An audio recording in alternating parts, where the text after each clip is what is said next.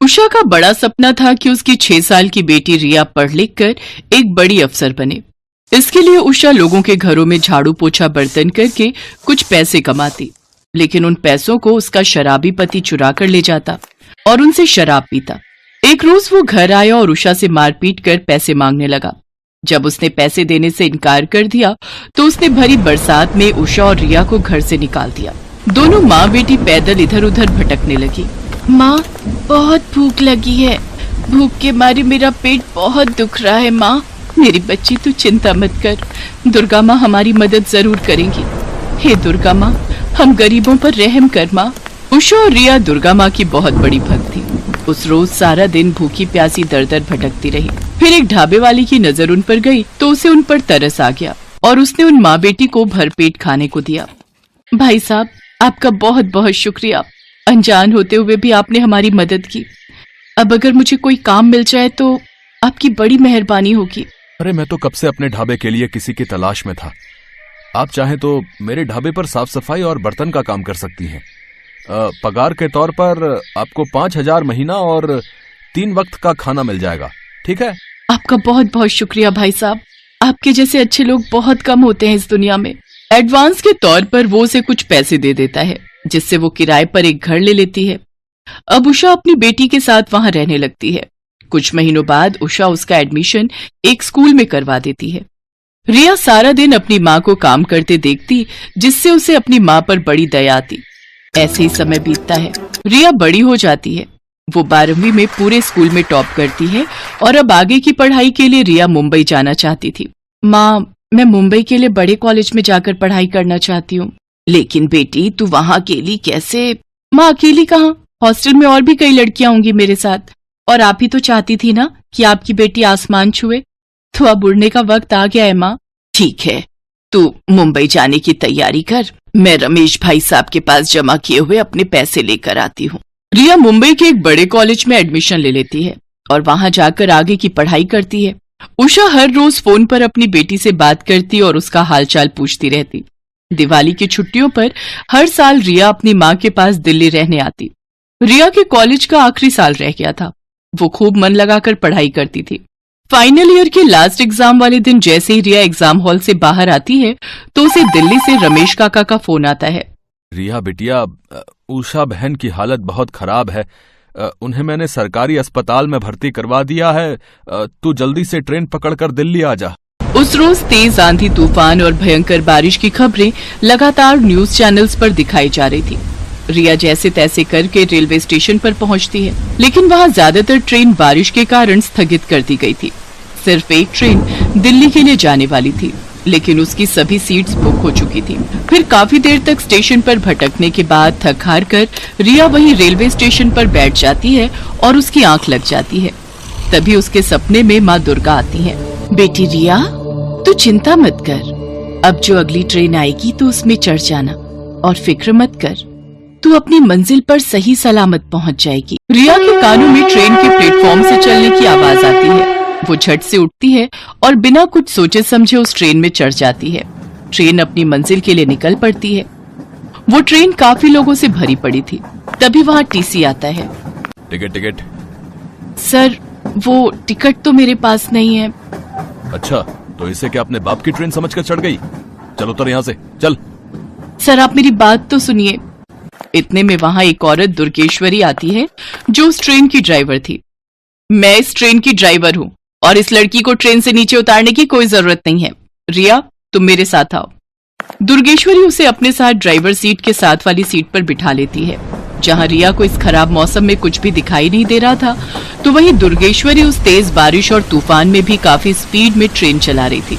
ये देख रिया हैरान थी, लेकिन तभी उसे अपनी माँ की चिंता सताने लगी और वो आंखें बंद करके हाथ जोड़कर दुर्गा माँ से प्रार्थना करने लगी। हे दुर्गा माँ, मेरी माँ को कुछ मत होने देना, उसे एकदम सही सलामत और ठीक कर देना।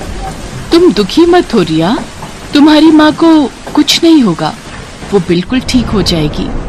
कुछ देर बाद ट्रेन अपने प्लेटफॉर्म पर पहुंच जाती है। आपका बहुत बहुत शुक्रिया मैडम। आपका नाम? दुर्गेश्वरी नाम है मेरा, लोग मुझे प्यार से दुर्गा भी कहते हैं। रिया, ये फूल तुम दुर्गा माँ का नाम लेकर अपनी माँ के माथे पर लगा देना, फिर चमत्कार देखना। रिया हड़बड़ाहट में अस्पताल पहुंचती है, जहां उसकी माँ की सांसें तेज तेज चल रही होती हैं। फिर उसे उस फूल के बारे में ध्यान आता है। वो दुर्गा माँ का नाम लेकर उसे उषा के माथे पर लगा देती है। उसके छूते ही उषा एकदम ठीक हो जाती है। फिर रिया अपनी माँ को सारी बात बताती है। रिया को ट्रेन की सारी बात याद आती है।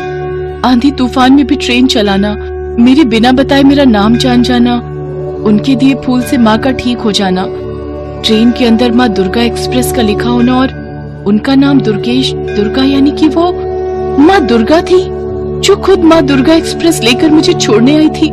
मेरी माँ मेरे सामने आई और मैं उन्हें पहचान भी नहीं पाई। माँ मुझे क्षमा करना। जय माँ दुर्गा, तेरा लाख लाख शुक्र है। जय माँ दुर्गा, जय माँ दुर्गा। कुछ दिन बाद वो घर आती है और माता का जागरण करवाती है।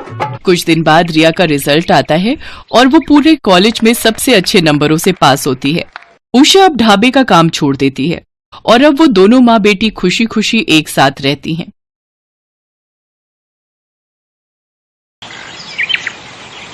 कजरी एक काले रंग की लड़की थी जिसकी शादी सुरेश नाम के लड़के से कुछ दिन पहले ही हुई थी। एक शाम कजरी खाना बनाकर सबको परोसती है। खाना मुंह में डालते ही उसकी सास कुंती उससे कहती है, क्यों रे काली बहू, अपनी माँ से कुछ सीख कर नहीं आई क्या, जो रोटी के साथ सब्जी की जगह नमक ही परोस दिया? माँ जी, घर में बनाने के लिए कुछ भी साग सब्जी नहीं है। आलू बचे थे, वो मैंने सुबह ही बना दिए थे। कैसे करम फूटे हैं हमारे। जब से इस काली बैंगन ने हमारे घर पर कदम रखे हैं तब से बरकत ही नहीं हो रही इस घर में। और अब तो ऐसे दिन आ गए हैं कि नमक के साथ हमें रोटी खानी पड़ रही है। कजरी के प्रति कुंती की इस कड़वाहट का कारण उसका काला रंग था। उसके काले रंग को लेकर वो अक्सर उसको कोसती रहती थी।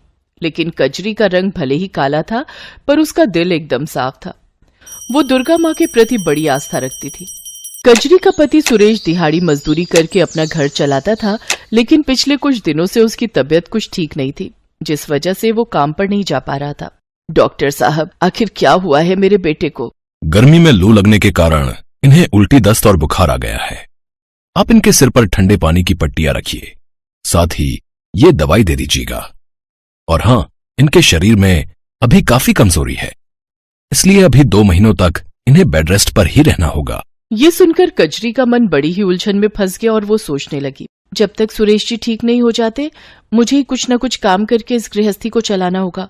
मुझे जल्द ही कुछ करना होगा, नहीं तो ये घर दाने दाने तक को मोहताज हो जाएगा। ऐसा सोचकर कजरी भूखी प्यासी काम ढूंढने निकल गई, लेकिन पूरे 50 घर के दरवाजे खटखटाने के बाद भी उसे काम नहीं मिला। अब बस ये घर एक आखिरी उम्मीद है। ये सोचकर वो उस घर का दरवाजा भी खटखटाती है। कुछ देर बाद वहाँ से एक औरत निकल कर आती है।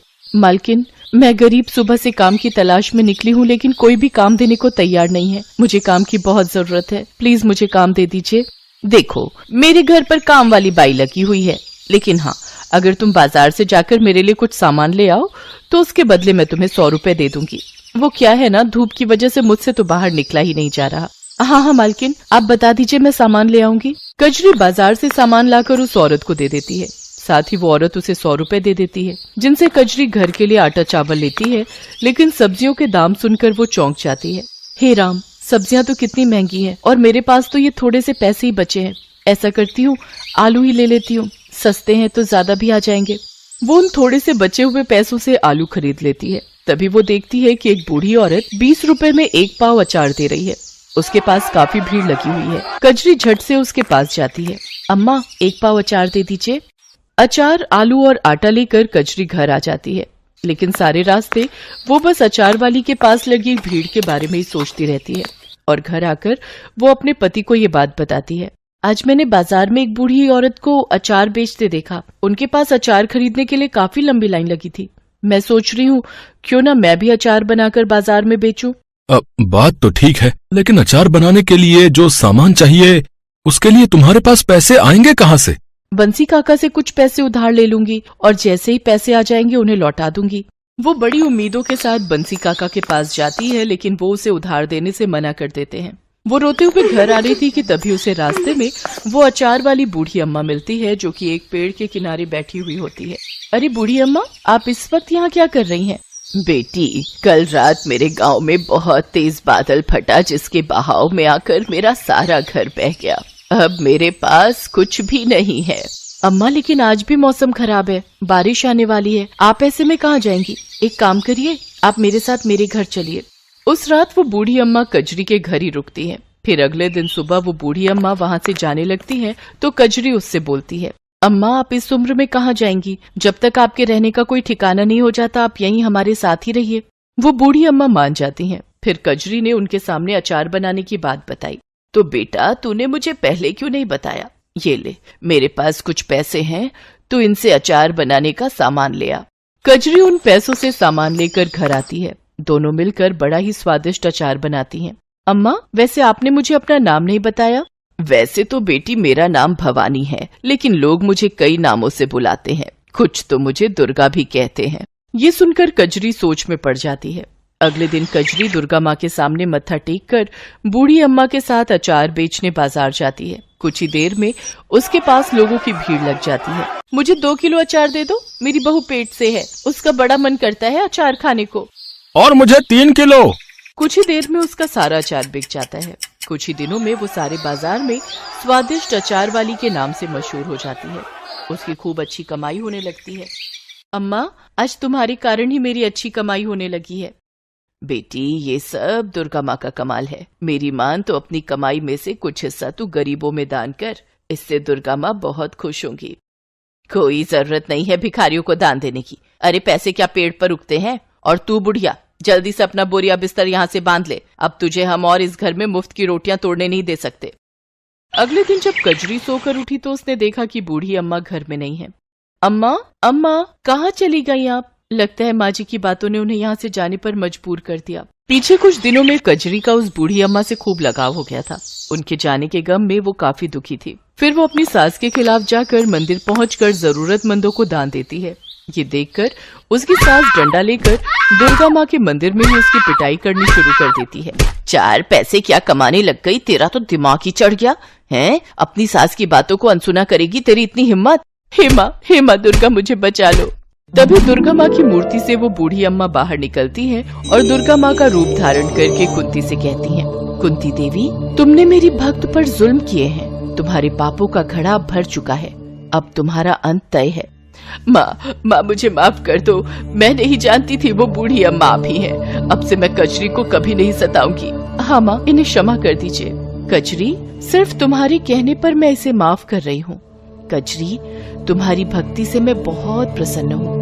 अब तुम अपने इस अचार के व्यापार को मेरे नाम से चलाओ, देखना तुम्हारा ये कारोबार खूब फलेगा, तुम खूब तरक्की करोगी, ये मेरा आशीर्वाद है। इतना कहकर दुर्गा माँ अंतर्ध्यान हो जाती है। कजरी दुर्गा माँ के नाम से अचार बेचने लगती है। कुछ ही महीनों में उसकी खूब कमाई होने लगती है और वो खुद की एक बड़ी सी दुकान खोल लेती है, जिससे उसे खूब कमाई होती है। साथ ही अब सुरेश भी पूरी तरह ठीक हो चुका था। अब वो भी कजरी के साथ मिलकर दुकान चलाने लगा। तो वहीं कुंती भी अब कजरी के साथ अच्छे से पेश आती है।